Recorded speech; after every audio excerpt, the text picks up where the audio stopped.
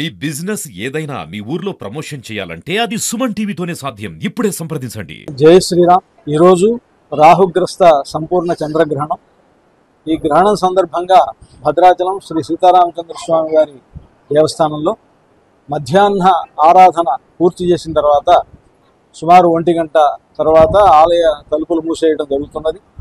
తిరిగి మనకు రేపు తెల్లవారుజామున 3 గంటలకు సుప్రభాతం కాగానే ఆ తర్వాత మహాసంప్రోక్షణ కార్యక్రమం, ఆరాధన, అలంకారం జరిగిన తర్వాత ఉదయం 7:30 గంటల నుండి భక్తులకు దర్శనాలు ప్రారంభం కానున్నాయి.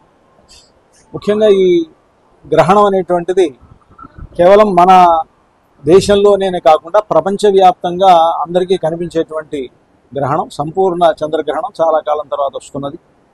ఈ గ్రహణ ప్రభావం అనేటువంటిది చాలా గొప్పగా ఉంటుంది. అంటే ప్రాకృతికమైనటువంటి ఒక చర్య గనక ఇది ప్రజలపైన గొప్ప ప్రభావాన్ని చూపిస్తుంది అనేటువంటిది మనకు జ్యోతిష్కులు చెప్తున్నటువంటి మాట. ముఖ్యంగా ఈ గ్రహణాలు అనేటువంటివి రాహు, కేతువు వీటి వల్ల ఏర్పడుతూ ఉండేటువంటి గ్రహణం.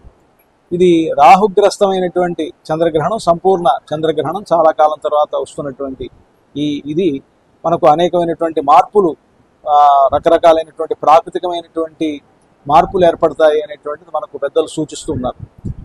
ముఖ్యంగా ఈ గ్రహణ సందర్భంగా మనకు ఉదయం మధ్యాహ్నం 1 గంట తర్వాత మనం ఎటువంటి ఆహారం తీసుకోకుండా ఉండాలి అనేటువంటిది నియమం. ఈ గ్రహణానికి మనకి పెద్దలు చెప్పేటువంటి నియమం ఏంటంటే ప్రధానంగా ఆహార నియమం అనేటువంటిది చెప్తారు. సుమారుగా 8 గంటల వ్యవధి ఉండాలి గ్రహణం పట్టేటువంటి సమయానికి మనం ఆహారం తీసుకోవడానికి అన్నమాట. రాత్రి 9:50కి ఈ గ్రహణం ప్రారంభమవుతోంది. 1 గంటన్నర వరకు, అంటే సుమారుగా 3 గంటల 30 నిమిషాల వరకు ఈ గ్రహణం కాలం ఉంటుంది. గ్రహణం పట్టడానికంటే ముందు 8 గంటల వ్యవధి లోపల మనం ఆహారం తీసుకోవాలి. అందుకని మధ్యాహ్న భోజనాలు జరిగిన తర్వాత ఇక మనం రాత్రిపూట ఎటువంటి ఆహారం తీసుకోకుండా ఉండాలి. తిరిగి రేపు మనం స్నానం చేసిన తర్వాత, గ్రహణం విడుపు అయిన తర్వాత, విడుపు స్నానం చేసిన తర్వాత మాత్రమే ఆహారం తీసుకునేటువంటి పద్ధతి ఉండాలి మనకి. కనుక ఇది అందరూ ప్రజలంతా కూడా గుర్తుపెట్టుకోవాల్సిందిగా కోరుతున్నాం. అయితే దీనికి వృద్ధులు కానీ, చిన్నపిల్లలు కానీ, గర్భవతిలో అయినటువంటి స్త్రీలు కానీ వాళ్ళకి మాత్రం మినహాయింపు ఉన్నది. అయినా వారు కూడా రాత్రి 7:30-8 గంటల లోపల వారు భోజనం ముగించుకొని ఆ తర్వాత ఎటువంటి ఆహారము కానీ నీరు కానీ తీసుకోకుండా ఉండాలి.